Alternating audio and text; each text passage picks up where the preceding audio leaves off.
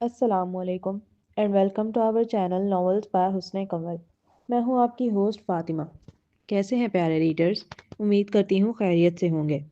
تو میں حاضر ہوئی ہوں ناول جگنو کی قسط نمبر 39 لے کر۔ تو آئیے بغیر کسی تاخیر کے شروع کرتے ہیں۔ ویڈیو شروع کرنے سے پہلے چینل کو سبسکرائب ضرور کر لیں۔ وہ صبح سے عاطف کو ڈھونڈتا پھر رہا تھا، مگر وہ تو جیسے مانو غائب ہو گیا ہو۔ کالج تک نہیں پہنچا تھا وہ، جبکہ صبح کالج کے لیے ہی نکلا تھا گھر سے۔ تم لوگ آخر کر کیا رہے ہو؟ وہ پولیس والوں پر کھڑا ہو کر چیخ رہا تھا۔ شام کے 7 بجنے کو آ گئے تھے اور ابھی تک عاطف کی کوئی خبر نہ تھی۔ اس کی جان جیسے ہلکان نہ ہوتی۔ جوان بھائی تھا آخر اس کا، اور اچانک غائب ہوا تھا۔ سر، ہم نے بہت ڈھونڈنے کی کوشش کی، مگر کچھ پتہ نہیں چل پا رہا ہے۔ مگر ہم ڈھونڈ رہے ہیں، آپ پریشان نہ ہوں۔ ہو سکتا ہے کڈنیپنگ کا معاملہ ہو اور کچھ وقت میں کڈنیپر آپ کو کال کرے۔ ہم انتظار کر لیتے ہیں۔ کیسر نے نایاب اور تانیہ کو یہاں سے دور اسی لیے بھیجا کیونکہ اسے پتا تھا ان کی جانوں کو خطرہ لاحق ہوگا۔ لیکن عاطف کا معاملہ الگ تھا، چونکہ دنیا کی نظر میں عاطف صرف اس کے ملازم کا بیٹا تھا۔ اسے نہیں لگا تھا کہ کوئی عاطف کو نشانہ بنائے گا، اور اب وہ شدید پچھتا رہا تھا عاطف کی جانب سے لاپرواہی کر کے۔ پولیس کے کہنے کے مطابق اس نے کڈنیپر کی کال کا انتظار کیا، لیکن کوئی کال موصول ہی نہ ہوئی، یہاں تک کہ دوسرا دن کا سورج طلوع ہو گیا۔ وہ پوری رات جاگتا رہا تھا۔ ایک لمحے کی بھی نیند نہیں لی تھی اس نے، اور لے بھی کیسے سکتا تھا؟ عاطف اس کے لیے اس کے بھائی سے بڑھ کر تھا۔ جان بستی تھی اس میں۔ آؤ شہنشاہ۔ اپارٹمنٹ کی ڈور بیل کب سے رنگ ہو رہی تھی۔ وہ نہا کر اجلت سے نکلا تھا، لوअر پارٹ پر ٹاول باندھتے ہوئے تیزی سے دروازے کی جانب آیا۔ دروازہ کھولتے ہی کیسر کا سرخ چہرہ نمودار ہوا، جسے دیکھتے ہی وہ مسرت بھرے لہجے میں ابھی ویلکم کر ہی رہا تھا کہ مقابل نے آتے ہی اس کا جبڑا زور سے پکڑا اور اپنے ہاتھ میں موجود گن اس کے منہ میں گھسا دی۔ بول، میرا بھائی کہاں ہے؟ اور مجھے صرف سچ سننا ہے۔ کیسر کی آنکھیں انگارے برسا رہی تھی۔ حنین کو لگا جیسے آنکھوں سے ہی جلا دے گا اسے۔ بول، ورنہ یقین کر ساری کی ساری گولیاں تیرے اندر اتار دوں گا۔ کیسر گرجدار آواز میں چنگھاڑا۔ اتار دو۔ اندر سے آنے والی آواز پر اس نے چونک کر جس سمت سے آواز آئی تھی اس جانب دیکھا۔ آ گیا نا خون کا رنگ سامنے؟ اور کوئی مجھ سے کہہ رہا تھا وہ گٹار پکڑنے والا بندہ ہے۔ یہ بندوقیں نہیں پکڑی جائیں گی اس کے ہاتھ سے۔ اپنے والد کو سامنے کھڑا دیکھ وہ لمحہ بھر کے لیے حیران ہوا۔ ایک ملازم کے بیٹوں کو ان سب میں کیوں گھسیٹ رہے ہیں آپ؟ وہ جذبز ہو کر اپنے والد کی جانب دانت پیستے ہوئے پوچھ رہا تھا۔ کیا وقت آ گیا نا؟ باپ کے کہنے پر بیٹا گدی کا جانشین بننے کے لیے تیار نہیں ہے، لیکن ایک معمولی سے ملازم کے بیٹے کے لیے اپنے باپ کے رائٹ ہینڈ پر گن تاننے کے لیے تیار ہے۔ ایسا نہیں ہے کہ وہ نہیں دیکھ رہے تھے کیسر کی ابھری ہوئی رگوں کو، اس کے ہاتھوں میں موجود گن کو جو اس وقت حنین کے منہ میں تھی، اس کی آگ بگولا ہوتی سیاہ آنکھوں کو، اس کی تیز چلتی تنفس کو۔ لیکن اس کے باوجود وہ بڑے اطمینان سے کہتے ہوئے صوفے پر بیٹھ گئے۔ عاطف کہاں ہے؟ اس بار اس نے اپنے والد کی جانب دیکھ بمشکل اپنے غصے پر قابو کرتے ہوئے استفسار کیا۔ تم گولی مار رہے تھے شاید؟ ہارون شاہد نہایت لاپرواہ لہجے میں اسے یاد دہانی کرانے لگے۔ آپ کو کیا لگتا ہے یوں بلیک میلنگ کرنے سے آپ مجھے اپنے ساتھ لے جا سکیں گے؟ وہ حنین کا جبڑا چھوڑ کر اس کے سینے پر ہاتھ مار کر دور دھکیلتے ہوئے اپنے والد کی جانب دیکھ نہایت پرتعش عالم میں پوچھنے لگا۔ ہم تو صرف تمہیں یہ دکھا رہے تھے کہ اپنے خون کے رنگ سے زیادہ دیر بھاگ نہیں سکتے تم۔ آنا تم نے یہی ہے آخر۔ کیسر کی بات سن وہ اپنے مقام سے کھڑے ہو کر اس کے روبرو آئے۔ یہ ہاتھ گٹار اور قلم کے لیے نہیں بنا، یہ بندوقوں کے لیے بنا ہے، اور اس میں وہی جچتی ہیں۔ وہ کیسر کا سیدھا ہاتھ جس میں وہ گن پکڑا ہوا تھا کلائی سے تھام کر بغور دیکھتے ہوئے مسکرا کر بولے، نہیں، گن پکڑنے میں بھی فرق ہوتا ہے۔ میں نے یہ گن کسی کو نقصان پہنچانے کے لیے نہیں اٹھائی، صرف اپنے بھائی کی حفاظت کے لیے اٹھائی ہے، جبکہ آپ لوگوں کو تکلیف پہنچانے کے لیے اٹھاتے ہیں۔ ہمارے نظریے میں زمین آسمان کا فرق ہے، اسی لیے میں آپ کا جانشین نہیں بن سکتا۔ وہ ایک ایک لفظ پر خاصا جماؤ دے کر انہیں سمجھانے کی کوشش کر رہا تھا کہ وہ ان میں سے نہیں اور نہ ہی کبھی بن سکتا ہے۔ جب تم نے گن تھام لی اور قتل کیا تو تم قاتل اور وہ مقتول ہوا، اور یہی دنیا بولے گی۔ تمہیں کیا لگتا ہے میں پیدا ہوتے ہی گینگسٹر بن گیا؟ بس گن اٹھائی اور شوق شوق میں لوگوں کو مارنا شروع کر دیا۔ مجھے مزہ آتا تھا لوگوں کو تکلیف دے کر۔ کیا ایسا سمجھتے ہو تم؟ ہم۔ پھر انہوں نے گہرا سانس لیا اور مسکرائے۔ وہ مسکراہٹ بہت زخمی لگی کیسر کو۔ میری ماں بہت خوبصورت اور کم عمر تھی۔ باپ کے مرنے کے بعد گزر بسر کرنے کے لیے وہ گھر گھر جا کے برتن دھوتی اور جھاڑو پونچھا کرتی۔ ایک رات کافی دیر ہو گئی وہ گھر نہ لوٹی۔ جہاں وہ کام کرنے جاتی تھی میں ان گھروں میں پوچھنے گیا۔ پتا چلا آج ذرا دعوت تھی حویلی میں سرپنچ کے یہاں، تو وہ وہاں چلی گئی تھی تاکہ زیادہ پیسے مل جائیں، لیکن وہاں سے واپس نہیں آئی۔ میں اپنی ماں کو لینے خود گیا، لیکن حویلی کے ملازمین نے مجھے اندر نہیں جانے دیا۔ میں پوری رات وہاں دروازے پہ بیٹھا رہا، اپنی ماں کا انتظار کرتا رہا۔ بہت سردی تھی، بری طرح کپکپا رہا تھا میں، دانت بج رہے تھے میرے، لیکن کسی کو بھی مجھ پہ ترس نہیں آیا۔ صبح جب میری ماں حویلی سے باہر نکلی تو وہ بری طرح رو رہی تھی۔ میں نے دیکھا اس کے جسم پر جگہ جگہ نشانات تھے سگریٹ کے جلائے کے۔ میں بچہ تھا نا سمجھ سا، بار بار پوچھتا رہا، اماں کیا ہوا، اماں کیا ہوا؟ وہ روتی رہی، کچھ جواب نہ دیا اس نے مجھے۔ 2-3 دن گزرے کہ ہمارے گھر کے آگے گاڑی آ کر رکی، بڑی سی گاڑی۔ اس میں سے ہمارے گاؤں کا سرپنچ نکلا۔ وہ میرے سامنے میری ماں کو گھسیٹتے ہوئے گاڑی میں بٹھانے لگا۔ میری ماں وہاں جانا نہیں چاہتی تھی۔ وہ زبردستی کرتے ہوئے میری ماں کے منہ پر تماچے لگانے لگا۔ مجھے مزید برداشت نہیں ہوا اور میں نے اس کے گارڈ سے گن چھین کر اس سرپنچ کے سینے پر چلا دی۔ وہ وہیں تڑپ تڑپ کر مر گیا۔ عدالت میں چیخ چیخ کر کہتا رہا میں نے اپنی ماں کی حفاظت کے لیے گن چلائی تھی، لیکن کسی نے میری نہیں سنی۔ مجھے قاتل قرار دے کر جیل میں پھینک دیا گیا، اور جیل شریفوں کی جگہ نہیں ہے، جانوروں جیسا سلوک ہوتا ہے وہاں۔ میں تو پھر بچہ تھا، 12 سال کا بچہ۔ تم سوچ بھی نہیں سکتے میں نے کیا کیا سہا، پھر انہی لوگوں سے لڑنے کے لیے ان جیسا ہی بن گیا۔ ہارون شاہد نے جب اپنا ماضی بیان کیا تو کیسر ان کی آنکھوں میں اذیت بھری کیچیوں کو بکھرتا ہوا دیکھ رہا تھا۔ وہ محسوس کر سکتا تھا ان کے کرب کو، جو انہوں نے برداشت کیا ہوگا چھوٹی سی عمر میں۔ اس خون خرابے کی زندگی میں کچھ نہیں رکھا ہے، ہر وقت موت کا خطرہ آپ کے سر پہ منڈلاتا رہتا ہے، آپ کھل کے سانس تک نہیں لے سکتے۔ اور ایسی زندگی جو آپ کو زبردستی ملی، جو آپ کا انتخاب کبھی نہ تھی، وہ اپنے بیٹے کو دینا چاہتے ہیں؟ کیوں ڈیڈ؟ ہم یہ تمہاری بھلائی کے لیے ہی کر رہے ہیں۔ ہمیں علم ہے کہ آج نہیں تو کل ہمارے دشمن تم تک پہنچ جائیں گے، انہیں بھنک لگ چکی ہے تمہاری، اسی لیے ہم آئے ہیں تمہیں واپس لے جانے۔ تم ہمارے پاس رہو گے تو حفاظت میں رہو گے۔ موم تو آپ کے ساتھ ہی تھی نا، پھر کیا ہوا؟ کر لی آپ نے ان کی حفاظت؟ بچا سکے انہیں؟ کیسر کا ہر سوال نشتر سے زیادہ دل خراش معلوم ہوا تھا ہارون شاہد کو۔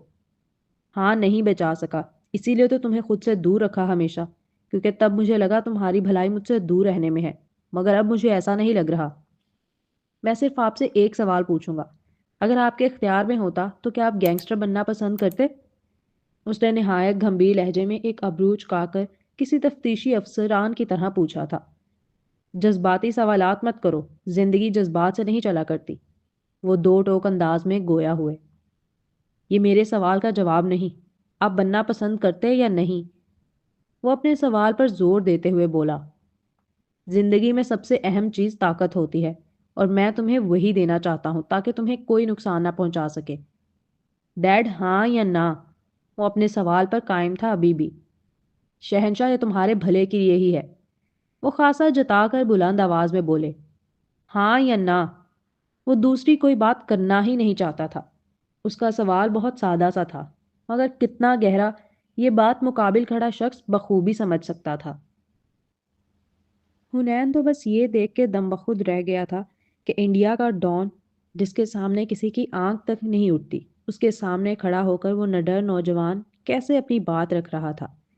ایسے ہی تو اس کے باپ نے اس کا نام شہنشاہ نہیں رکھا تھا نا، ہر خوبی تھی اس میں شہنشاہ والی۔ ہاں، چونکہ میں جانتا ہوں یہ مادر جو دنیا اسی کی ہے جس کے پاس پاور ہے، اور میں اپنے بیٹے کو پاور دینا چاہتا ہوں۔ وہ ایک قدم قریب آ کے کیسر کی آنکھوں میں آنکھیں ڈال پورا اعتماد لہجے میں بولے، کیا زندگی میں ایسا کوئی وقت نہیں آیا جب آپ کو اپنے فیصلے پر پچھتاوا ہوا ہو، جب آپ کا دل بھاگا ہو، جب آپ کو لگا ہو کہ آپ نے پھنسا لیا اس دلدل میں خود کو؟ نہیں، ایسا کبھی نہیں ہوا، کیونکہ تم نے ابھی پاور کا مزہ نہیں چکھا، اس لیے تم یہ سوالات کر رہے ہو۔ وہ یہ بات اطمینان بھرے انداز میں کہہ کر مڑ کر صوفے کی جانب بڑھنے لگے تھے۔ جب میری موم کو قتل کیا گیا تب بھی نہیں؟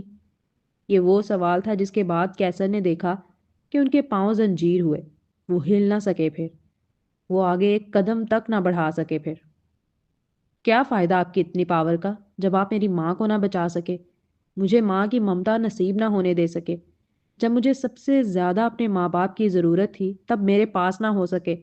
میرا بچپن محرومیوں میں گزرا ہے، میں ایک ایک پل اپنی ماں اور باپ کی محبت کے لیے ترسا ہوں۔ کیا آپ کی پاور میری ان محرومیوں کو ختم کر سکتی ہے؟ کیا آپ کی پاور میری ماں لوٹا سکتی ہے، مجھے میرا بچپن لوٹا سکتی ہے؟ نہیں نا، تو پھر وہ میرے کسی کام کی نہیں۔ کیسر تیزی سے چلتا ہوا ان کے آگے آ کر کھڑا ہو گیا تھا، بالکل ان کے روبرو۔ وہ سوالات کر رہا تھا، نہیں، وہ تو جھنجھوڑ رہا تھا انہیں، بتا رہا تھا کہ ان کی پاور کسی کام کی نہیں ہے اس کے، کیونکہ اس نے اپنی ایک زندگی کا بڑا حصہ محرومیوں میں گزار لیا۔ اگر آپ مجھ سے واقعی محبت کرتے ہیں تو مجھے اس دلدل میں لے کر مت جائیں جہاں میری ماں کا قتل ہوا۔ میں نے کبھی اپنی ماں کی محبت نہیں پائی، اور آپ نے اپنے دشمنوں کے خوف سے باپ کی محبت سے بھی محروم کر دیا، لیکن میرے بچوں کو دونوں نصیب ہو جائیں گے اگر ان کا دادا چاہے تو۔ وہ نہایت جذباتی ہو کر کہہ رہا تھا۔ ہارون شاہد نے اس کی آنکھوں میں آنسو تیرتے دیکھے۔ اتنا تو وہ بھی جانتے تھے کیسر شیر کا جگرا رکھنے والا شخص ہے، اتنی آسانی سے نہیں رو سکتا۔ پلیز، میں آپ کے آگے ہاتھ جوڑتا ہوں، مجھے اور میرے بچوں کو ایک نارمل زندگی جی لینے دیں۔ میرے بچوں کو کم از کم ان محرومیوں سے بچا لیں جن سے آپ مجھے نہیں بچا سکے۔ پلیز ڈیڈ، میں نہیں چاہتا جس طرح زندگی بھر آپ مجھے اپنے دشمنوں سے بچانے میں لگے رہے، اسی طرح میں بھی اپنے بچوں کو بس بچانے کی فکر میں لگا رہوں۔ ہر وقت یہی فکر کرتا رہوں کہ کہیں سے کوئی گولی آ کے میرے بچوں کو نہ لگ جائے، کہیں کوئی انہیں کڈنیپ نہ کر لے، کہیں کوئی میری بیوی کو آ کر نہ مار دے، کہیں ایسا نہ ہو کہ ایک دن میں گھر جاؤں اور خون میں لت پت لاشیں میرا انتظار کر رہی ہوں۔ مجھے نہیں چاہیے آپ کی پاور، وہ آپ حنین کو دے دیں، ویسے بھی اس نے میری جان بچائی تھی، یہ نہ ہوتا تو آج شاید میں بھی زندہ نہ ہوتا۔ جو کام چھری، تلواریں اور بندوقیں نہیں کر سکتی نا، وہ کام محبت کر سکتی ہے۔ وہ نوجوان جذباتی ہو کر بے ترتیب جملے ادا کر رہا تھا، لیکن مفہوم بالکل واضح تھا کہ وہ نہیں جانا چاہتا، ان کی بے درد دنیا کا حصہ نہیں بننا چاہتا۔ ہارون شاہد آج تک اپنے بیٹے سے اسی لیے دور رہے کیونکہ وہ اسے سیو رکھنا چاہتے تھے، اور اسی مقام پر آج کیسر کھڑا تھا۔ وہ اب اسی لیے دور رہنا چاہتا ہے ان سے کیونکہ وہ بھی اپنے بیوی بچوں کو سیو رکھنا چاہتا ہے، اور یہ بات انہیں سمجھ آ رہی تھی۔ ٹھیک ہے، ہم نہیں کر رہے تمہیں فورس، پہلے ہم نے اپنے بیٹے کی خاطر قربانی دی، اب اپنے فیوچر پوتا پوتیوں کی خاطر دیں گے، لیکن اس کا مطلب یہ نہیں ہے کہ یہ آنکھیں تمہارا انتظار نہیں کریں گی۔ زندگی میں جب بھی تمہیں لگے کہ تمہیں ہمارے پاس واپس آنا چاہیے تو بے جھجک آ جانا، دروازے کھلے ہوں گے۔ جب تک تمہارا باپ زندہ ہے یہ دروازے کبھی بند نہیں ہوں گے تم پر۔ انہوں نے کیسر کے کندھے پر اپنا بھاری ہاتھ رکھتے ہوئے بڑی محبت سے کہا، شکریہ ڈیڈ۔ ایک اجنبیت کی دیوار تھی ان کے درمیان جو کیسر کی جانب سے حائل تھی۔ اس نے لفظی شکریہ ادا کیا اور انہی کے سامنے گن پینٹ کی جیب میں لگاتا باہر کی جانب جانے لگا۔ رکو بھائی، لے جاؤ اپنا۔ کیسر پورے اعتمادی سے چلتے ہوئے ابھی دروازے تک پہنچا ہی تھا کہ پیچھے سے آنے والی آواز نے اس کے قدم روکے، جبکہ حنین حیرت زدہ نگاہوں سے ہارون شاہد کو تک رہا تھا۔ وہ وجیح مرد واقف تھا کہ اگر اس کی باتوں کا اس کے والد پر اثر ہوا ہے تو وہ خود عاطف کو اس کے حوالے کریں گے، اسے کہنے کی ضرورت نہیں پڑے گی، اور یہی دیکھنے کے لیے وہ بغیر ان سے عاطف کا ذکر کیے باہر چل دیا تھا۔ جنگل کا راجا کبھی بھی ہاتھی نہیں ہوتا، جبکہ وہ سب سے طاقتور جانور ہے۔ نہ ہی جنگل کا راجا لومڑی بنتی ہے، جبکہ چالاکی اور عقل مند میں ثانی نہیں رکھتی وہ اپنا۔ جنگل کا راجا ہمیشہ شیر ہوتا ہے کیونکہ اسے عقل مندی اور چالاکی کو توازن کے ساتھ استعمال کرنا آتا ہے۔ اسے پتا ہوتا ہے کہاں بازو کی طاقت آزمائی کرنی ہے اور کہاں الفاظوں کی۔ اور وہ شیر بلا شبہ کیسر عبد الرحمن یوسف تھا، جس نے انڈیا کے ڈان کے سامنے نہ صرف کھڑے ہو کر آنکھوں میں آنکھیں ڈال کر بات کی بلکہ اپنی بات منوائی بھی، وہ بھی بغیر کسی جانی اور مالی نقصان کے۔ جی باس۔ حنین کی حیرت زدہ نگاہیں ہارون شاہد کی نگاہوں سے ٹکرائی تو انہوں نے آنکھوں ہی آنکھوں میں اسے عاطف کو لانے کا کہا، جس پر وہ اپنی حیرت پر قابو پاتا اسبات میں سر ہلا کر فوراً ہی چل دیا تھا۔ کچھ دیر بعد عاطف کمرے سے نکل کر آ رہا تھا اور وہ بھاگتا ہوا آ کر کیسر کے سینے سے لگا۔ ہنی، میں بہت ڈر گیا تھا۔ وہ کم سن عمر کا لڑکا تھا، زندگی میں بندوقیں پہلی بار دیکھی تھی اس نے، وہ بہت ڈر گیا تھا۔ پورا پورا لرز رہا تھا اس کا وجود۔ سب ٹھیک ہے، میں آ گیا ہوں نا؟ وہ حسین نوجوان اس کی کمر کو نرمی سے سہلاتے ہوئے حوصلہ دینے لگا۔ Thanks dead. اس نے اپنے والد کی جانب دیکھتے ہوئے شکریہ ادا کیا اور پھر عاطف کو لے کر وہاں سے چل دیا۔ کیا واقعی آپ شہنشاہ کو جانے دیں گے، اپنے گدی نشین کو؟ حنین انہیں دیکھ حیرت سے پوچھ رہا تھا۔ میں اسے فورس نہیں کروں گا اس معاملے میں اب۔ کیسر تو جانتا بھی نہیں ہوگا شاید کہ جب اس نے اپنی ماں کی موت کا ذکر کیا تو ہارون شاہد کے دل میں کتنی تیز ٹیس اٹھی تھی۔ دنیا میں جب سب اس کے خلاف تھے، کوئی اپنا باقی نہیں بچا تھا، تب اس لڑکی نے اپنے باپ سے لڑ کر ایک خونی لڑکے کو جو جیل پلٹ تھا اپنے گھر میں رہنے کی جگہ دی، 2 وقت کا کھانا دیا اور محبت سے پیش آئی۔ اس لڑکی کا مقام اس قدر بلند ہو گیا تھا دل میں کہ پھر کبھی ہارون شاہد نے کسی کو اس مقام تک پہنچتے ہوئے نہ دیکھا۔ ان کی محبت کی شادی تھی۔ وہ جان وارتا تھا اس معصوم نیک دل لڑکی پر۔ یہی وجہ تھی کہ اپنے بیوی کے قتل کا غم آج بھی وہ اپنے دل میں لیے پھرتا تھا۔ جسے نہ بچا پانے کا پچھتاوا اسے آج بھی جکڑے ہوئے تھا۔ اب وہ کیسر کو نہیں کھونا چاہتا تھا، اسی لیے اسے مزید فورس نہ کیا اپنے ساتھ آنے پر۔ ہنی، اب تو آپ کے ڈیڈ پیچھے ہٹ گئے ہیں آپ کو اپنے ساتھ لے جانے سے، تو کیا ہم نایاب آپی اور تانیہ کو واپس بلا لیں؟ میرا دل نہیں لگتا گھر میں اکیلے۔ وہ ناشتہ کر رہے تھے جب عاطف نے بریڈ پر مکھن لگاتے ہوئے کیسر کی جانب دیکھ التجائی لہجے میں کہا، ابھی نہیں، ابھی ہم تیل دیکھیں گے اور تیل کی دھار دیکھیں گے۔ بقول ان کے دشمن میرے پیچھے پڑے ہوئے ہیں، ایسے میں کوئی خطرہ مول نہیں لے سکتا۔ پھر ان کی زبان پر بھی مجھے کوئی خاص اعتبار نہیں ہے۔ کبھی کبھار لوگ ایک قدم پیچھے اس لیے نہیں لیتے کیونکہ وہ آپ کے فیصلے پر راضی ہوتے ہیں، بلکہ صرف اس لیے لیتے ہیں کیونکہ وہ اپنی حکمت عملی بدل رہے ہوتے ہیں وار کرنے کی۔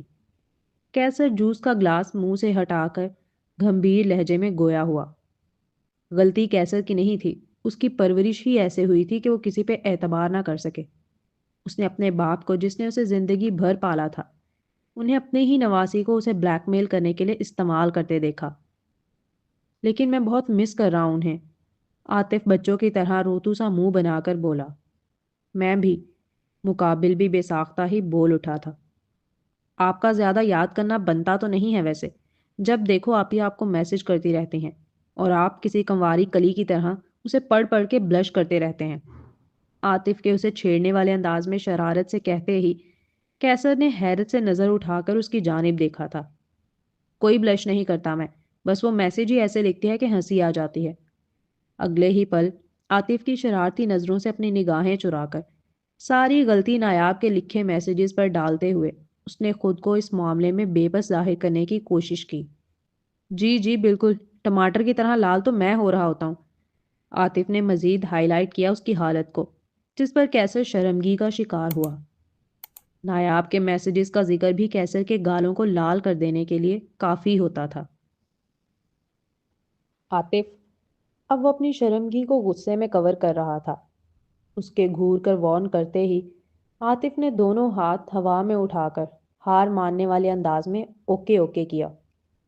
ویسے جب میری بیوی آئے نا تو نایاب آپی سے کہیے گا اسے بھی ایسے نوٹی نوٹی سے میسیجز ضرور کرنا سکھائے۔ وہ عاطف ہی کیا جو باز آ جائے۔ ایک آنکھ ونک کرتے ہوئے کیسر کو دیکھ شرارت سے بولا، پھر ایک لمحے کی دیری کیے بغیر اپنی جان کی امان کی خاطر بچی ہوئی بریڈ ہاتھ میں لے کر تیزی سے اوپر کی جانب دوڑ گیا، بغیر کیسر کا ری ایکشن دیکھنے کی جرت کیے، جبکہ کیسر اس کے جاتے ہی اس کا دیا ٹائٹل دہراتے ہوئے مسکرا دیا تھا، نوٹی نوٹی میسیجز۔ وہ اپنی ٹیم کے ساتھ کانسرٹ کے لیے آیا ہوا تھا۔ گاڑی سے نکلتے ہی رپورٹرز نے اسے گھیر کر اس کا انٹرویو لینا شروع کر دیا، جو ٹی وی پر لائیو دکھایا جا رہا تھا۔ اور وہ کہاں جانتا تھا کہ آج پہلی بار اس کی اپنی بیوی کیمرے کے اس پار بیٹھی ہزاروں کروڑوں عوام کی طرح اس کا انٹرویو بڑے شوق سے دیکھ رہی ہے۔ انٹرویو کے بعد وہ اپنے روم میں پہنچے تو میسج کی رنگ کمرے کے شور میں غائب ہو گئی۔ چونکہ اس کے کان تو سیل پر ہی لگے تھے، اس لیے اس شور و گل زبردست ہلچل مچے کمرے میں بھی اسے وہ آواز سنائی دے گئی تھی۔ وہ فوراً ہی اپنا گٹار اتار کر سائیڈ میں رکھ صوفے پر بیٹھا۔ یو لک سو ہاٹ ابھی، لال ہوڈی میں تو قیامت لگ رہے ہو، اور یہ جو تم نے ٹائٹ وائٹ جینز پہنی ہے نا، آئندہ مت پہننا، سب تمہارے پاؤں ہی دیکھ رہے ہوں گے۔ اتنے لمبے لمبے اور سیکسی لگ رہے ہیں. میں نہیں چاہتی لڑکیاں تمہیں اس طرح دیکھیں. تھوڑی ڈھیلی پینٹ پہنو ٹھیک ہے. ابھی وہ اسے پڑھ کر مسکرا ہی رہا تھا کہ دوسرا میسج موصول ہوا. نیلے لینس اچھے لگ رہے ہیں بٹ تمہاری کالی آنکھوں کا نشہ کچھ اور ہی ہے.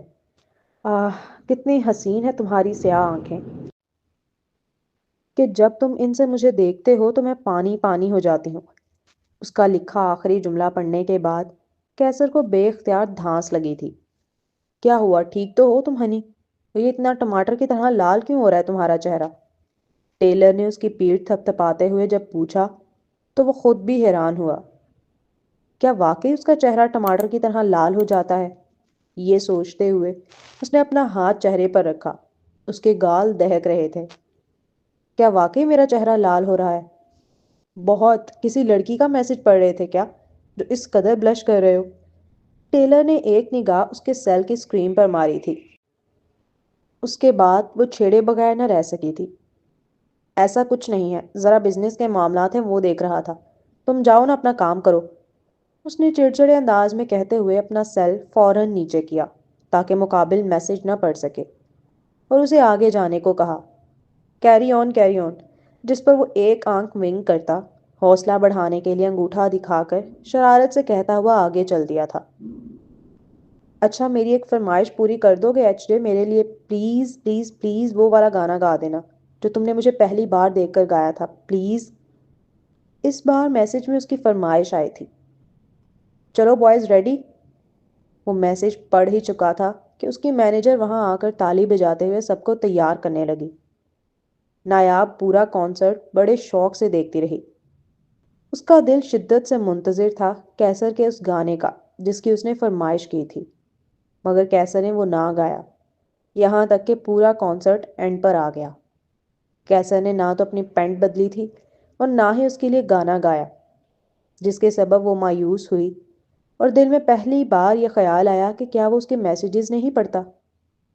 کانسرٹ ختم ہو جانے کے بعد اس نے ایل سی ڈی بند کر دی اور بیڈ پر سیدھی ہو کر لیٹ گئی. دل رنجیدہ سا ہو گیا تھا. وہ کیوں اس سے ناراضگی ظاہر کر رہا ہے؟ جو کچھ ہوا وہ سب حادثاتی طور پر ہوا. ایسا تو نہیں ہے اس نے اپنی جان کے اس نے آپ جان کے اپنے بچوں کو مارا تھا، تو پھر مقابل اس سے کیوں ناراضگی رکھے ہوئے ہے؟ لیکن پھر اپنے دماغ میں آنے والے خیالات کو جھٹکا، یہ سوچ کر کہ وہ غم میں ہے اور تنہا بھی. ہر کسی کا اپنے غم کے اظہار کا انداز الگ ہوتا ہے. ہمارا دماغ بہت پہلے سے جان لیتا ہے حالات کو. وہ بس دل ہوتا ہے جو اڑا ہوتا ہے، جسے ماننے میں کافی وقت لگ جاتا ہے. کچھ ایسا ہی حال تھا اس کا. وہ بس ماننا نہیں چاہتی تھی کہ کیسر اس سے ناراض ہے، اور اپنی ناراضگی میں اسے خود سے دور کر چکا ہے. اتنا دور نہ اس کی شکل دیکھنا چاہتا ہے اور نہ اس سے کوئی بات کرنا چاہتا ہے. اس کی آنکھوں میں آنسو آنے لگے تھے جنہیں فوراً صاف کر کے وہ اٹھ کر بیٹھی اور سیل اٹھا لیا. ڈارلنگ میں تمہیں بہت مس کر رہی ہوں. اگر تم مجھ سے ناراض بھی ہو تو بھی رابطہ مت توڑو. کوئی سگنل دو جس سے مجھے لگے تم تک میرے میسیجز پہنچتے ہیں. وہ اپنی وین میں تھا. باقی سب ہینڈ فری کان میں لگائے میوزک سنتے ہوئے جا رہے تھے، جبکہ وہ بہت پریشانی کے عالم میں کھڑکی سے باہر چاند کو دیکھ رہا تھا جو اس کی گاڑی کے ساتھ ساتھ سفر کرتا ہوا دکھائی دے رہا تھا اسے. وہ پریشان کیوں کرنا ہوتا؟ اس نے نایاب کی دونوں فرمائشوں کو نظر انداز کیا تھا، اور یہ پہلی بار تھا زندگی میں. اب شدت سے ڈر لاحق تھا کہ اگر مقابل حسینہ نے ناراض ہو کے میسج کرنا بند کر دیا تو، اور یہ خیال ہی اس کی روح کو تڑپانے کے لیے کافی تھا. ابھی وہ انہی خیالات میں تھا کہ میسج کی بیل رنگ ہوئی اور اس کے دل میں جو ہوائیاں تباہیاں مچی ہوئی تھیں انہیں قرار آیا. اس نے فوراً ہی سیل پاکٹ سے نکال کر میسج کلک کر کے اسکرین پر نگاہیں جمائیں. ڈارلنگ میں تمہیں بہت مس کر رہی ہوں. اگر تم مجھ سے ناراض بھی ہو تو بھی رابطہ مت توڑو. کوئی سگنل دو جس سے مجھے لگے تم تک میرے میسج پہنچتے ہیں. وہ میسج پڑھنے کے بعد کیسر نے سیل اپنے دل کے مقام سے لگایا. آپی آپی آپی، یہ دیکھو ایچ جے نے پہلی بار سٹوری لگائی ہے. نایاب کے آخری مہینے چل رہے تھے، اس لیے وہ زیادہ وقت اب لیٹی ہی رہا کرتی تھی یا پھر ڈاکٹر کی بتائی ہوئی ٹائمنگ کے مطابق واک کرتی. 15-20 دن سے اس نے لیب بھی جانا چھوڑ دیا تھا. کیسر کو تو علم بھی نہیں ہوگا اس وقت ایچ جے کا سب سے بڑا فین اس کا اپنا جگنو بنا ہوا تھا۔ قریب تھی تو کبھی اس کے گانے سننے کی زحمت نہ کی، جبکہ دنیا دیوانی تھی۔ وہ یہ بات بخوبی جانتی تھی، لیکن آج جب دور تھی تو اس کی ایک سٹوری دیکھنے کے لیے بھی وہ دیوانہ وار ایکسائٹمنٹ ظاہر کر رہی تھی۔ لاؤ دکھاؤ جلدی۔ نایاب نے فوراً ہی ایکسائٹڈ ہو کر اس کے ہاتھ سے سیل لے لیا تھا اور ایچ ڈے کی سٹوری پلے کی۔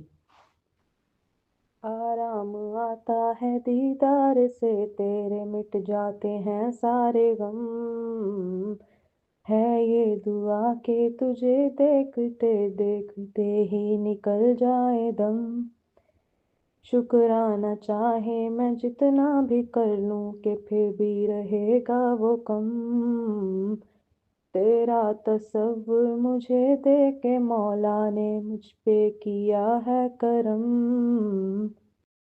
گائز یہاں پہ ہنسیے گا نہیں، میں نے کوشش کی ہے اس کو اچھے سے پڑھنے کی۔ آگے چلتے ہیں۔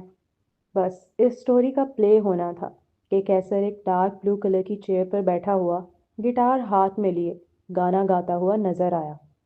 اس کی آواز شہد سے زیادہ میٹھی معلوم ہو رہی تھی کانوں کو۔ ایسے ہی تو دنیا نہیں دیوانی تھی نا اس کی، مانو اس کی آواز ڈائریکٹ دل کو لگتی ہو۔ کچھ ایسا بلا کا سرور اور اثر تھا اس میں، اور یہ وہی گانا تھا جس کی نایاب نے اس سے فرمائش کی تھی۔ اس کے چہرے پر بڑی سی تبسم رقصاں ہوئی، پیٹ میں جیسے تتلیاں اڑنے لگی ہوں۔ نایاب گانا سننے میں اتنا مگن تھی کہ اس نے پہلے تو یہ دھیان ہی نہ دیا کہ کیسر کی پینٹ اب ڈھیلی تھی، مگر جب دیا تو چہرے پر پہلے سے زیادہ بڑی مسکراہٹ بکھری۔ وہ پیلے رنگ کے گول گلے والے سویٹر اور بلیک رنگ کی ڈھیلی ڈھالی پینٹ میں ملبوس تھا، جو خاصا خوبصورت لگ رہی تھی اس چاکلیٹی بوائے پر۔ تو وہ میسج پڑھتا ہے؟ وہ زیر لب بڑے مسرت بھرے لہجے میں گویا ہوئی۔ وہ نہا کر نکلی تھی جب اس کا سیل رنگ ہوا۔ بالوں کو سیدھے ہاتھ سے ڈرائی کرتے ہوئے دوسرے ہاتھ سے ڈریسنگ پر رکھا ہوا سیل اٹھایا اور کال ریسیو کر کے کان سے لگا لیا۔ کال زید کی تھی۔ وہ اچانک کیوں کال کر رہا ہے، اس متعلق اس نے زیادہ سوچا نہیں تھا۔ ہیلو نایاب۔ ہیلو مامو جان۔ عادت کے مطابق اس کے لیے مامو جان ہی نکلا منہ سے۔ کیسی ہو؟ سنا تھا تمہاری طبیعت ٹھیک نہیں ہے۔ زید کے لہجے میں جو ہچکچاہٹ تھی، ایسا نہیں تھا کہ نایاب اسے محسوس نہیں کر پا رہی تھی۔ جی ایسی بات نہیں ہے، اب کافی بہتر ہوں میں۔ وہ مجھے دراصل تم سے بہت ضروری بات کرنی تھی، بلکہ تمہیں کچھ بتانا تھا جو بہت امپورٹنٹ ہے۔ مجھے لگتا ہے کہ تمہیں اس بارے میں علم ہونا چاہیے۔ زید نے اپنی شہادت کی انگلی سے پیشانی کی سائڈ کھجاتے ہوئے کافی مشکل سے الفاظوں کو ترتیب دینے کی کوشش کی تھی جو ٹھیک ساؤنڈ کریں سننے میں، کیونکہ اسے سمجھ نہیں آ رہا تھا کہ نایاب کو کہاں سے بتانا شروع کرے اور کس طرح اپنی بات کو صحیح طرح پیش کرے کہ مقابل کو علم ہو کہ وہ غلط نہیں تھا۔ اس کا ارادہ کبھی غلط نہیں تھا، بس حالات ہی ایسے تھے کہ وہ خاموش رہا۔ جی بتائیں، میں سن رہی ہوں، اس نے سنجیدگی سے کہتے ہوئے ڈرائی مشین کو بند کیا اور خود جا کر آہستگی کے ساتھ بیڈ پر بیٹھ گئی۔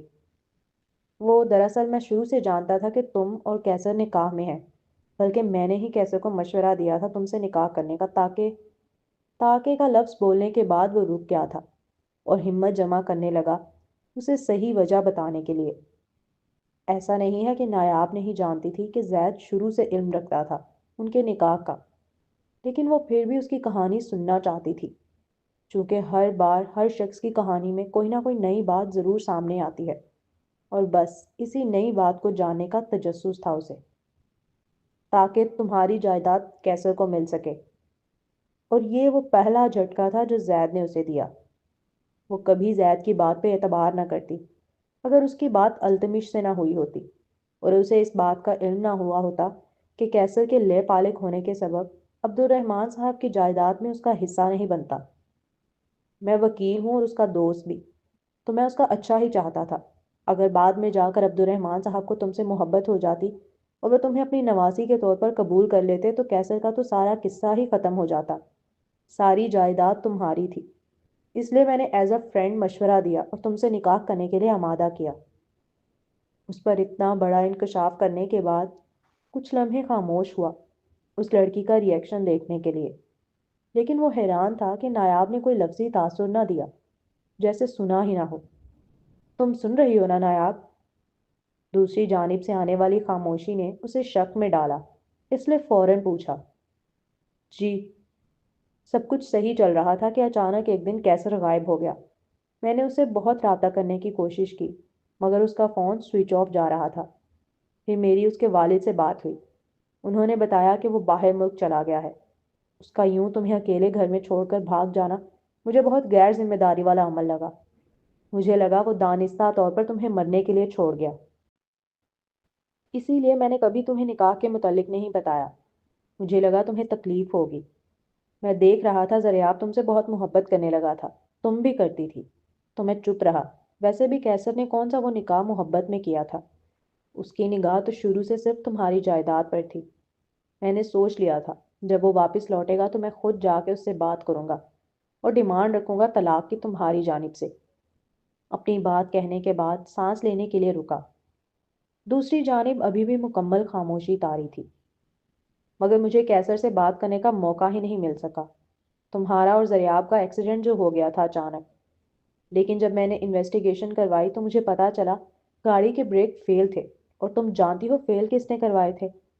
اس نے اتنا بڑا سوال چھوڑا تھا۔ اگر نایاب کی جگہ کوئی اور لڑکی ہوتی تو تجسس کے مارے تیزی سے پوچھتی کس نے کروائے، لیکن وہ ابھی بھی خاموش تھی۔ بریک فیل کیسر نے کروائے تھے۔ میں جانتا ہوں تم میری بات پہ اعتبار نہیں کرو گی، لیکن وہ بھی بول ہی رہا تھا کہ مقابل بیٹھی وہ لڑکی جو پوری بات تحمل سے سن رہی تھی، اس بار زید کی بات کاٹتے ہوئے بولی، مجھے اعتبار ہے۔ کیا؟ زید کو مانو جھٹکا لگا ہو۔ وہ بغیر کسی پروف کے اتنی بڑی بات پر کیسے اعتبار کر رہی تھی، وہ بھی تب جب وہ اس کے شوہر کے خلاف ہو؟ میں نے کہا مجھے اعتبار ہے۔ اس نے پھر اپنی کہی بات خاصا جتاتے ہوئے دہرائی، مگر اس کی آواز میں کوئی حیرانگی نہیں تھی، کوئی شوق نہیں تھا۔ کیسر نے اس سے صرف جائیداد کے لیے شادی کی، پھر اس کی محبت کا ایکسیڈنٹ کروایا، جس کی وجہ سے اس کی یادداشت چلی گئی اور وہ ہمیشہ کے لیے اس سے چھن گیا۔ اتنا کچھ جاننے کے باوجود وہ لڑکی کیسے تحمل سے جواب دے رہی تھی؟ کیسے اس لڑکی کی آواز میں کوئی حیرت نہیں تھی؟ زید یہی سوچ کر الجھ رہا تھا۔ تم میری بات کا اعتبار کرنے کے لیے تیار ہو بغیر کسی پروف کے؟ وہ چاہ کر بھی اپنی حیرانگی ظاہر کرنے سے نہیں روک سکا تھا خود کو۔ میں اپنے کیسر کی نیچر کو بہت اچھے سے جانتی ہوں، اسی لیے میں اعتبار کر سکتی ہوں آپ کی دونوں باتوں پر بغیر کسی پروف کے۔ اس لڑکی کی آواز بہت نارمل تھی یہ جملے ادا کرتے وقت، تو یہی بات سب سے زیادہ زید کو کھٹکی۔ نایاب کے جانے کے بعد سے زریاب بہت ڈپریشن میں چلا گیا تھا۔ پورے دن وہ خود کو کمرے میں بند رکھتا، چیزیں توڑتا، ہر وقت اس کے کمرے سے رونے کی آوازیں آتی۔ میمونہ خاتون بہت پریشان ہو گئی تھی زریاب کو لے کر، اسی لیے اسے ڈاکٹر کے پاس لے کر گئیں۔ ان کا اکلوتا بیٹا تھا، اسے ڈپریشن سے نکالنا چاہتی تھی وہ۔ جب میمونہ خاتون نے اسے بتایا کہ زریاب کی یادداشت واپس آ گئی ہے اور اس نے جو کچھ نایاب کے ساتھ کیا اس کی وجہ سے بہت پچھتا رہا ہے اور معافی مانگنا چاہتا ہے اس سے، لیکن وہ کہیں دور چلی گئی ہے، اس کی کال تک ریسیو نہیں کرتی، تو زید نے سوچا کیوں نہ وہ نایاب سے خود بات کرے اور اسے ساری حقیقت سے آشنا کرے، جس سے وہ ابھی تک اندھیرے میں ہے، کہ وہ کیسر ہے جس نے زریاب کی گاڑی کا بریک فیل کیا، تاکہ اسے اور زریاب کو ہمیشہ کے لیے ایک دوسرے سے جدا کر سکے اور اس کی جائیداد پر ہمیشہ خود قابض رہے۔ اسے یقین تھا نایاب حقیقت جاننے کے بعد کہ اصل کلپرٹ کیسر ہے نہ کہ زریاب، وہ اپنی محبت کو ایک موقع ضرور دے گی۔ آخر زریاب بھی تو ان سب میں وکٹم ہی ہے نا، اس کا تو کوئی قصور نہیں، وہ تو خود کیسر کی چالوں کا مہرا بنا ہے بیچارہ۔ لیکن اس لمحے جب وہ نایاب سے بات کر رہا تھا تو اسے بہت حیرت ہوئی، کیونکہ اس لڑکی کا ریئیکشن بالکل بھی ویسا نہیں ملا تھا جیسا اس نے گمان کیا تھا۔ نہ کوئی پینک، نہ کوئی غصہ، نہ کوئی غم، نہ کوئی اذیت، نہ کوئی کرب، کچھ بھی تو نہیں تھا اس کی آواز میں۔ وہ تو بہت نارمل محسوس ہو رہی تھی۔ شاید تم نے ٹھیک سے سنا نہیں نایاب، میں نے کہا کیسر نے کار کے بریک فیل کروائے تھے۔ زریاب مر سکتا تھا، زندگی بھر کے لیے اپاہج ہو سکتا تھا، مگر ہوا تو نہیں نا۔ مقابل نے دو بدوس فاڑ سے لہجے میں کہا، تو زید کو لگا اسے سننے میں غلطی ہوئی ہے۔ کیا؟ آپ کو کیا لگتا ہے ماموں جان، میرا شوہر اتنا بے غیرت ہے کہ اس کی بیوی اس کے سامنے کسی غیر مرد کے پاس جانے کی خواہش کرے گی اور وہ کہے گا ہاں بیگم جاؤ؟ آپ خود کو اس کی جگہ رکھ کے دیکھیں۔ کیا آپ اپنی بیوی کو تھال میں رکھ کر پیش کر سکتے ہیں کسی دوسرے مرد کے سامنے؟ یہ تو عام فہم بات ہے نا۔ وہ غیرت میں آ کے ایکشن لے گا اور اس نے لیا۔ وہ اپنی جگہ غلط نہیں تھا، غلطی آپ کی تھی۔ آپ نے زریاب کو اور مجھے اندھیرے میں رکھا، جس کے سبب یہ حالات پیدا ہوئے۔ اس کا جواب سن زید سٹ پٹا گیا تھا، خاصا شرمندہ بھی ہوا۔ ماموں جان، آپ کو چاہیے تھا کہ آپ مجھے حقیقت سے آشنا کرتے اور پھر فیصلہ مجھ پر چھوڑتے۔ آپ نے اچھا نہیں کیا میرے ساتھ۔ کیسر بھاگا نہیں تھا، اسے نانا جان نے زبردستی بھیج دیا تھا۔ یاد رکھیے گا، میرا کیسر ذمہ داریوں سے نہیں بھاگتا۔ میرا کیسر کہتے وقت جو اس لڑکی کے لہجے میں مان تھا، وہی زید کو بتانے کے لیے کافی تھا کہ وہ کیسر کو کسی معاملے میں قصوروار نہیں ٹھہراتی۔ اور زریاب کا کیا؟ میں مانتا ہوں تم کیسر کی بیوی ہو، اس کی غیرت بیچ میں آ گئی، لیکن اس نے تو تم سے جائیداد کے لیے شادی کی ہے، ورنہ منگیتر ہے اس کی دنیا کی نظر میں ایک۔ تمہارے ہوتے ہوئے آج تک منگنی نہیں توڑی اس نے۔ جبکہ دوسری جانب زریاب ہے، جس نے تم سے بے لوث محبت کی اور کرتا ہے۔ ان سب میں اس بیچارے کی تو کوئی غلطی نہیں رہی شروع سے۔ کیسر وہ ایکسیڈنٹ نہ کرواتا تو اس کی یادداشت نہ جاتی، اور تم بھی جانتی ہو وہ تمہیں کبھی نہ چھوڑتا اگر اس کی یادداشت نہ جاتی تو۔ زید نایاب کو احساس دلا رہا تھا کہ ایک وقت کیسر کی محبت بھی مطلبی ہے، وہ غرض لیے ہوئے ہے، مگر زریاب، وہ آج بھی اسے بے لوث محبت کرتا ہے۔ وہ اسے کس بات کی سزا دے رہی ہے ان سب میں؟ کیا آپ جانتے ہیں آپ کے بھانجے نے جو مجھ سے بے لوث محبت کرتا ہے، میرا ریپ کرنے کے لیے 2 لڑکے بھیجے تھے؟ آج یقین کریں وہ جیل میں سڑ رہا ہوتا اگر میں اس کی بے لوث محبت کا قرض اتارنے کے لیے خاموش نہ رہتی۔ اسی بے لوث محبت کا قرض اتارنے کے لیے میں نے کیسر تک کو چپ کرا کے رکھا، اسے بھی وعدے میں باندھا کہ وہ آپ کی بہن اور بھانجے کو کچھ نہیں کرے گا، ورنہ یقین کریں، جس دن میری نازیبا تصویریں وائرل ہوئی تھیں اسی دن آپ کے بھانجے کی گردن مروڑ دی جاتی۔ اپنی بات کہنے کے بعد وہ خاموش ہوئی۔ دوسری جانب بھی مکمل سناٹا چھا گیا تھا۔ زید کو تو جیسے سانپ سونگ گیا ہو۔ اسے خبر نہیں تھی کہ زریاب نے نایاب کا ریپ تک کرانے کی کوشش کی ہے۔ وہ نہایت شرمندہ ہو گیا تھا۔ اب الفاظ ختم ہو گئے تھے اس کے پاس زریاب کی حمایت کے لیے۔ یادداشت جانے کو وہ انسانیت سے گننے کا بہانہ نہیں بنا سکتا۔ فی الحال میمونہ آنٹی کو میری طرف سے پوچھیے گا، اور ہاں ان سے کہیے گا میرا ایک موبائل ہے ان کے پاس، میں اپنا ایڈریس سینڈ کر دوں گی، مجھے بھیج دیں۔ ویسے تو پیسے کا بھی بڑا حساب نکلتا ہے، لیکن زریاب کی بے لوث محبت کا قرض اتارنے کے لیے میں نے اسے بھی معاف کیا۔ اور اتنا کہہ کر نایاب نے کال ڈسکنیکٹ کر دی۔ تو مسٹر کیسر نے مجھ سے جائیداد کے لیے شادی کی تھی؟ تبھی شروع میں چڑچڑا سا رہتا تھا۔ وہ یہ جملہ ادا کرتے وقت بڑے دل فریب انداز میں مسکرائی۔ پرانی یادیں اس کی آنکھوں کے آگے تصویر کی طرح چل رہی تھیں۔ اس کا صبح صبح اٹھ کر اسکول کے لیے تیار کرنا، اس کا کیلے کا جوس بنانا، اس کا چوٹی بنانا، اس کا پیار سے گود میں بٹھا کر ناشتہ اور کھانا کرانا، اس کا ہر وقت میرا جگنو کرتے پھرنا، اس کا بیمار پڑ جانے پر پوری پوری رات جا کر تیمارداری کرنا۔ ماں باپ، بھائی، دوست، شوہر، سب کچھ وہی تو تھا۔ کی ہوگی اس نے کسی غرض میں شادی، لیکن نایاب جانتی ہے نبھائی اس بندے نے شروع سے پورے دل سے۔ کیوں نہ میں کیسر کو تنگ کروں؟ ہو سکتا ہے ڈر کے مارے وہ مجھے کال کرے اور مجھے ایکسپلین کرنے کی کوشش کرے معاملے کو۔ اس طرح بات ہو جائے گی اور میں اتنے دنوں بعد اس کی آواز سن لوں گی۔ ہائے میرے ایچ ڈے کی نرم گرم میٹھی سی آواز! کان ترس گئے ہیں سننے کے لیے۔ اپنے دل کے مقام پر ہاتھ رکھ وہ ایک گہری آہ بھرتے ہوئے چلبلے سے انداز اور فدا فدا لہجے میں بولی، اور یہ روپ اس کا کیسر کے لیے ہی تو خاص تھا۔ کیسر ابھی بھی اس کے میسیجز کا رپلائی نہیں کرتا تھا، لیکن اس کے باوجود وہ کرنا نہیں چھوڑتی تھی، کیونکہ اس کے نزدیک کیسر تنہا تھا اور شدید غم میں تھا اپنے بچوں کے، اور وہ سمجھ سکتی ہے اس غم اور کرب کو، کیونکہ اس نے بھی یہ غم سہا ہے۔ اسے تو یہ خوشی دوبارہ مل گئی، مگر کیسر، وہ بیچارہ ابھی تک محروم ہے۔ وہ تو کتنا دور آ گئی تھی، لیکن کیسر، وہ ابھی بھی اسی گھر میں تھا جہاں ان کے بچوں سے جڑی یادیں بسی تھیں۔ وہ تو رو لی، عورت تھی نا، مگر وہ بیچارہ تو رو بھی نہیں سکا تھا۔ پچھلی بار جب دور ہوئے تھے تب بھی کیسر نے اس کا خیال رکھنا نہیں چھوڑا تھا۔ اس بار وہ بھی یہی کر رہی تھی اپنے میسیجز کے ذریعے۔ وہ اس کی ہر وقت کی تنہائی کو بانٹتی تھی۔ اسے یقین تھا اپنے میسیجز کے ذریعے ہر وقت اس کی زندگی میں شامل رہتی ہے، اس کے قریب رہتی ہے۔ زید ماموں کی کال آئی تھی آج مجھے۔ انہوں نے مجھ سے کہا کہ تم نے مجھ سے صرف جائیداد کے لیے شادی کی ہے۔ کیا واقعی ایسا ہے؟ اس نے دانستہ طور پر کوئی میٹھا لفظ استعمال نہیں کیا تھا اس پورے میسج میں، تاکہ کیسر کو معاملے کی سیریسنس کا احساس ہو۔ جہاں انگلینڈ میں 3 بج رہے تھے، وہیں پاکستان میں اس وقت 8 بجے کا ٹائم تھا۔ کیسر گاڑی ڈرائیو کر رہا تھا جب میسج کی بیل رنگ ہوئی۔ ایک لمحے کی دیری کیے بغیر اس نے گاڑی سائیڈ میں لگا کر سیل کوٹ کی جیب سے نکالا اور میسج کھولا۔ بس میسج کا پڑھنا تھا، اس کا دماغ گھوم کے رہ گیا۔ Dam it! ان ماموں بھانجے نے کیا قسم کھا رکھی ہے میری شادی شدہ زندگی تباہ کرنے کی۔ جب ہمارے درمیان سب ٹھیک ہونے لگتا ہے، ان دونوں ماموں بھانجے میں سے کوئی نہ کوئی ضرور ٹپکتا ہے بیچ میں۔ اگر کہا جائے کہ کیسر اس میسج کو پڑھنے کے بعد شدید خوف میں مبتلا ہوا تو غلط نہ ہوگا۔ اس لڑکی کو تو شاید اندازہ بھی نہ ہو کتنا ڈرتا ہے وہ اسے کھونے سے۔